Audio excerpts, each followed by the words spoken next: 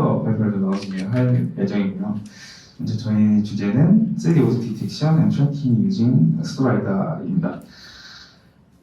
제가 이 주제를 선정하게 된 이유는 일단은 그 자율주행 자동차 시스템을 만들면서 필요한 가장 중요한 요점은 뭘까? 라고 생각했을 때 당연히 사람도 운전을 눈으로 하듯이 자동차가 뭔가 주변 상황을 인지를 해서 주변 상황을 인지된 정보를 가지고 계획을 한 다음에 제어를 하지 않을까? 라는 기본적인 원리에서 시작을 했습니다. 그러다 보니까 3D 오브젝트 디텍션이라는 분야에 대해서 사실 주제를 정하면서 좀 더 깊게 공부를 하게 된 계기가 되었던 것 같습니다. 근데 보니까 요즘 그 3D 디텍션을 공부해 보신 분들은 알겠지만 카메라만 사용하는 경우는 없습니다. 그러니까 왜냐면 카메라 자체가 기피 정보를 많이 이제 손실되어 있는 정보이기 때문에 카메라랑 라이다를 같이 쓰는 이제 멀티모달 모델로 가거나 아니면 라이다만 사용해서 3D 오브젝트 디텍션 하는 방향으로 이제 가는 형식이었습니다. 최근에는 이제 카메라랑 라이다를 사용하는 멀티모달 방식보다는 이제 라이다만 사용해서 라이다 원리 기반의 연구 발표들이 오히려 좋은 성능을 보이는 걸 확인하면서 3D 오브젝트 디텍션 하는 이 태스크에서는 기피 정보가 영상 정보보다 되게 중요한 정보를 갖고 있지 않나? 라는 점에서 이제 StoreRider를 제가 주제를 정하게 되었습니다. 먼저 앞서 말씀드렸던 것처럼 실제 지금 상용 서비스되고 있는 자율주행 서비스 같은 경우에는 프로덕트를 봤을 때 굉장히 많은 라이다를 탑재하고 있습니다. 저희도 라이다 정확히 이제 라이다가 얼마인지 찾아보려고 노력했는데 대략 이제 7,500달러에서 75,000달러 이 사이에서 이제 거래가 되고 있다라는 정보를 얻을 수 있었고, 그렇게 따지면은 지금 위에 올려져 있는 것만 해도 한 4대에서 5대 앞뒤 해가지고 엄청 많은 센서들이 존재하는 것을 확인할 수 있었고, 그걸 따지고 보면은 거의 차 몇 대를 얹어 있는 상태라고 이제 판단이 되는 정도의 많은 비용이 들어가는 것을 확인할 수 있었습니다. 그래서 저희는 라이다 말고 카메라도 저희가 이제 수업에서 배웠듯이 2대 이상의 카메라를 가지고 있으면은 기피 정보를 어느 정도 보완할 수 있다. FF가 지오메트리나 스테레오 지오메트리를 통해 가지고 이제 그거를 확인할 수 있는 것을 이제 알게 되었고, 그걸 가지고 기피 정보 보완하는 방향으로 이제 주제를 정하게 되었습니다. 프로젝트 플로우 차트는 다음과 같습니다. 먼저 이 뎁스 에스티메이션, 그러니까 카메라로부터 뎁스를 이제 추정을 해야 되는 라이다를 만들어내기, 라이다 정보를 보관해내기 위해서는 일단 카메라로부터 깊이 정보를 얻어야 되고, 그 깊이 정보를 얻는 모델에는 가장 크게 모노 뎁스, 그러니까 모노큘러 뎁스 에스티메이션이랑 스테레오 뎁스 에스티메이션 두 가지로 나눠집니다. 모노큘러 같은 경우에는 이름 그대로 한 장의 이미지를 통해서 뎁스를 예측하는 모델인 거고, 스테레오 같은 경우에는 두 장의 이미지를 가지고 깊이를 예측하는 모델입니다.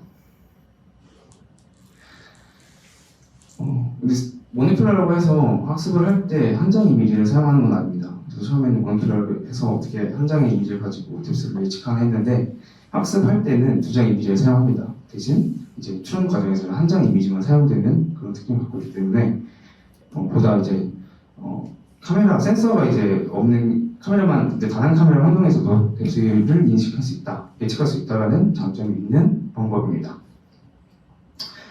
저희는 일단 이 카메라 환경에서는 당연히 카메라가 빛을 이제 디텍팅하는 센서이기 때문에 저조도 환경, 그리고 이제 빛이 좀 제한된 환경에서는 당연히 정확도가 떨어질 거다라는 이제 가정을 두고, 그렇다면은 이 두 가지 방식, 모노큘러랑 스테레오 방식에서 어떠한 유의미한 차이점이 있을까라는 이제 비교 분석을 하기 위해서 이런 플로우 차트를 구성했고요. 대부분의 뎁스 에스티메이션 이런 태스크에서는 3D Bbox IOU 이렇게 3D 디텍팅을 통해서 평가를 하는 이런 파이프라인을 가지고 있어서 저희도 똑같이 구성해봤습니다.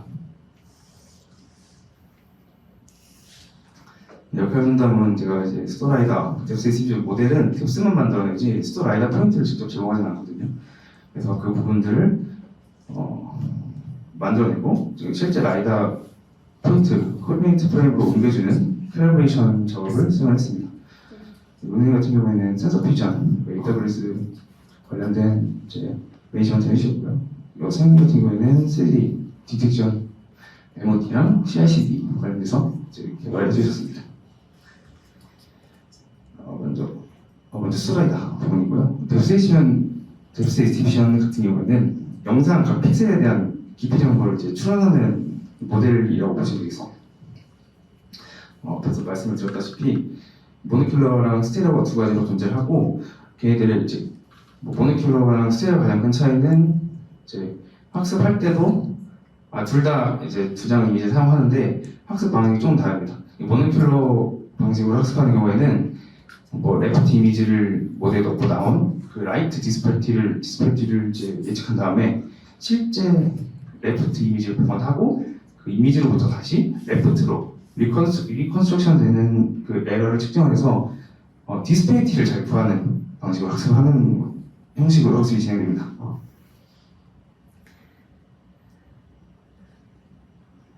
이제 모노큘러 같은 경우에는 추론할 때는 한 장 레프트 이미지만 되면은 가상의 이제 라이트 디스페리티를 구해서 어떻게 하면은 이제 한 장 이미지를 가지고 깊이 정보를 추론한다 이렇게 보시면 되고요. 스테레오 같은 경우에는 두 장의 이미지를 동시에 넣어서 그 딥러닝 통해 나온 그 두 장의 이미지의 디스페리티를 가지고 타겟 디스페리티를 학습을 하는 형식으로 학습이 진행됩니다. 저희가 사용한 모델은 DRM과 모노뎁스를 사용했습니다. DRM 같은 경우에는 스테레오 뎁스 디스피션 모델이고요. 모노뎁스는 이런 거죠. 한 장의 이미지를 사용해서 하는 모노뎁스 모델입니다. 아래 그림 좌측처럼 저게 한 장 이미지를 넣으면은 오른쪽처럼 뎁스가 결과를 확인할 수 있고요. 나오는 경우는 이제 각 픽셀에 어느 정도 깊이 있는지에 대한 뎁스를 추론해 주기 때문에 이거에 대해서 다시 이제 라이더처럼 3D 포인트 클라우드로 보내주는 작업을 거쳤습니다. 그래서 최종적으로는 이제 우측 아래 하단 그림처럼 저희가 이제 이미지 코디네이트 프레임을 얻은 3D 포인트를 카메라 코디네이트 프레임으로 바꾸고 얘를 다시 라이다 코디네이트 프레임으로 바꿔주면서 실제 라이다 평면 위에 동일한 좌표의 상에 선상에 이제 프레젠 시키는 과정을 사용했고요. 그 이외에는 이제 아까 앞서 말씀드렸던 것처럼 저도도 환경, 원본 영상을 밝기를 이제 줄여 나가면서 실제로 이 저도도 환경에서도 뎁스 있음이 잘 되는지를 확인하는 과정을 했었는데요. 그거에 대한 이제 인풋 데이터를 만드는 모습입니다.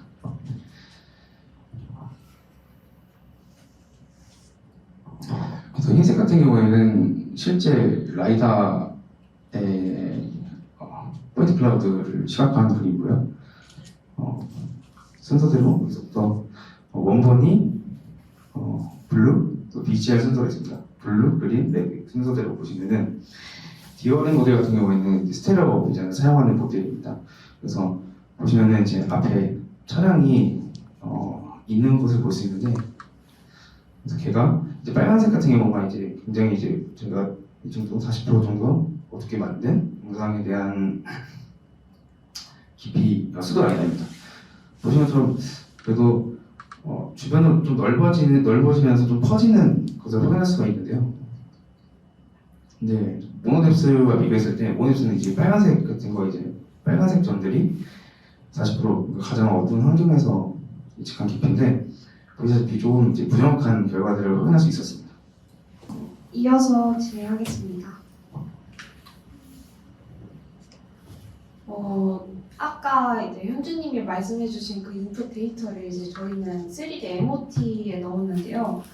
이제 MOT가 멀티 오브젝트 트래킹의 약자로 이제 저희는 특별히 3D 오브젝트에 대한 그 멀티 오브젝트 트래킹을 이제 사용을 했습니다.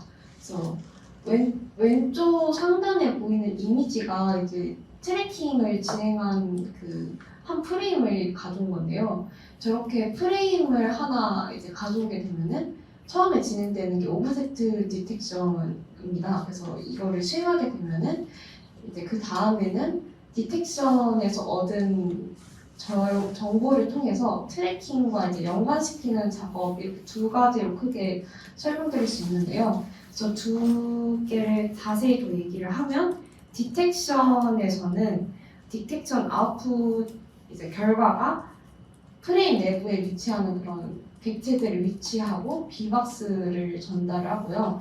그 다음에 트래킹에서는 이전 프레임에서 감지된 객체가 있고 현 프레임에서 이제 감지된 객체가 있는데 그 둘의 연관성을 이제 통해서 추적하고 또 업데이트가 진행되는 그런 과정입니다. 그래서 어프로치로는 이렇게 세 가지가 있는데요. TBD 트래킹 바이 디텍션이 있고 그다음에 JDT랑 트랜스포머 베이스드 이렇게 세 종류가 있는데요. 저희는 이제 TBD 방식에 일단 초점을 맞추기로 했습니다. 그래서 저희가 실제로 사용한 것도 TBD 방식인데요. 여기서 이제 대표적인 게 수트라는 겁니다. 그래서 오른쪽 하단에 보이시는 이미지가 이제 소트를 간략하게 나타내는 그런 플로우 차트 같은 건데요. 위에는 프리비어스 프레임이고 밑에는 이제 커렌트 프레임인데 이전 프레임에서 디텍터를 통해서 나온 정보를 통해서 칼만 필터에 넣어주고 이 칼만 필터에서 그 다음에 커렌트 프레임에서 받아오는 디텍터의 정보와 이제 칼만 필터가 예측한 정보들을 이렇게 비교하면서 매칭을 해주는 작업이 진행됩니다. 네, 그때 사용되는 게 헝가리안 알고리즘이랑 이제 IOU인데요. 이거는 다음 저희가 사용하는 AB3D MOT에서 더 자세하게 설명을 드리겠습니다. 일단 AB3D MOT라는 모델을 저희가 선정한 이유는 칼만 필터랑 헝가리안 알고리즘 이렇게 두 개를 사용해서 되게 간단하면서도 그 정확성과 스피드 모두 다 높은 결과를 보여주는 그런 모델이었기 때문에 저희가 선정을 했고요. 왼쪽 상단에 보이는 그림이 이제 간단하게 나타낸 플로우 차트입니다. 그래서 보면은 라이다 데이터를 받아서 3D 오브젝트 디텍션을 진행을 하는데요. 이 디텍션 결과를 받아서 데이터 어소시에이션이 진행이 됩니다. 근데 이제 인풋이 위에 B라고 스테이트 프레딕션이라고 있는데요. 이 아까 짧게 말씀드렸던 그 칼만 필터를 통해서 예측한 정보입니다. 그래서 칼만 필터에서 예측한 정보와 그 다음에 디텍터에서 가져온 정보를 데이터 어소시에이션을 해주는 과정인데요. 여기 어소시에이션이라고 그림을 해놓는데 헝가리안 알고리즘을 통해서 칼만 필터에서 이제 가져온 B박스랑 그다음에 디텍터에서 가져온 B박스를 IOU를 통해서 점수를 매겨서 가장 그 겹치는 부분이 많은 객체들끼리 이어주는 역할을 헝가리안 알고리즘이 이제 진행을 하고요. 그다음에 이 매칭된 그 결과를 통해서 그 칼만 필터에 다시 업데이트해주는 과정이 D 스테이트 업데이트 저렇게 나타내져 있는데 저런 방식으로 진행이 됩니다. 저희가 데이터셋을 사용한 거는 키티랑 누싱하고 그다음에 저희가 백으로 찍었던 자이카 데이터셋인데요. 일단 키티 데이터 구조는 저런 방식으로 이제 되어 있고 벨로다인부터 해서 카메라 정보, 캘리브레이션 이런 구조를 담고 있고 저희가 그래서 똑같은 구조로 진행을 하기 위해서 자이카에서도 저런 비슷한 방식의 폴더 구조를 사용해서 이제 했습니다. 아래 이미지들은 저희가 사용한 그 시퀀스인데요. 키티에서 시퀀스 4개를 뽑고 누신에서도 4개를 뽑아서 이제 진행을 했습니다. 그래서 이거는 저희가 인풋 받아서 실제적으로 트래킹 이전에 이제 라이더 프로젝션을 진행한 부분인데요. 왼쪽은 이제 키티에 적용한 부분이고 오른쪽은 이제 뎁스맵을 그 GIF로 만들어서 프로젝션 시킨 GIF. 네, 발표 이어나가겠습니다. 앞서 은호님이 설명해주신 바와 같이 저희 3D ABCD MOT를 기반으로 3D MOT를 구동했는데요. 왼쪽에 보이시는 이미지가 키티 레이스터 셋이고요. 오른쪽에 보이시는 이미지가 뉴사인 데이터입니다. 대체로 객체 검출 및 트래킹을 잘 하고 있지만 자세히 보시면 일부 객체가 누락되거나 아니면 객체를 잘못 잡는 현상이 있습니다. 이 부분 디텍터의 문제라고 저희는 생각을 하였고 현재 ADCD MOT에서는 포인트 RCNN을 기반으로 디텍터 로직이 구성이 되어 있습니다. 저희가 이 부분을 개선해서 추가적으로 다른 더 성능이 좋은 모델이나 혹은 디텍터의 성능을 개선하고자 하였으나 저희가 그 부분은 진행하지 못했습니다. 다만 추후에 프로젝트를 진행한다면 그 부분을 개선하는 시도를 해보고 싶습니다.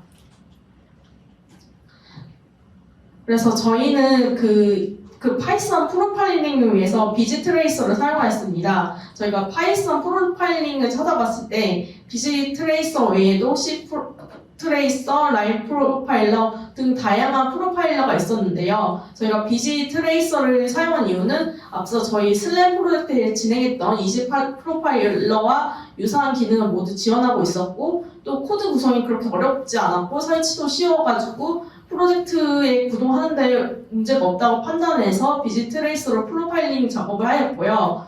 그리고 저희가 프로파일링을 하는 목적은 첫 번째로 성능 개선 목적이고 두 번째는 실제적으로 코드가 어떻게 작동되는지 논문의 내용만으로는 이해가 부족해서 실제적으로 어떤 함수가 호출돼서 어떤 식으로 구동되는지 확인하기 위함이었습니다. 그래서 그 논문의 내용을 중점적으로 필요한 핵심 함수를 정의해서 프로파일링을 해왔는데요. 실제적으로 성능 개선을 하고자 하였으나 실제 성능 개선이 된 부분은 1초에서 20ms/s로 미진하지만 일부 성능 개선이 되었고요. 그 코드를 보시면 그 넘바의 지트 함수를 사용해서 성능을 개선하고자 하였는데 오히려 그 코드가 있는 게 그 로드가 오래 걸리는 원인이 있었습니다. 그래서 그 부분을 지웠고요. 그리고 동일한 객체를 사용함에 있어도 카피를 향해서 인스턴스 복사가 된 부분에 코드가 많았습니다. 그 부분을 제거하여 1초에서 20ms/s로 성능 향상을 하고자 하였습니다. 그리고 마지막으로 저희가 지금 구동한 프로젝트가 크게 모노뎁스, 수도라이더, 그리고 A, B, C, D, MOT 3개 프로젝트를 진행해야 했었는데요.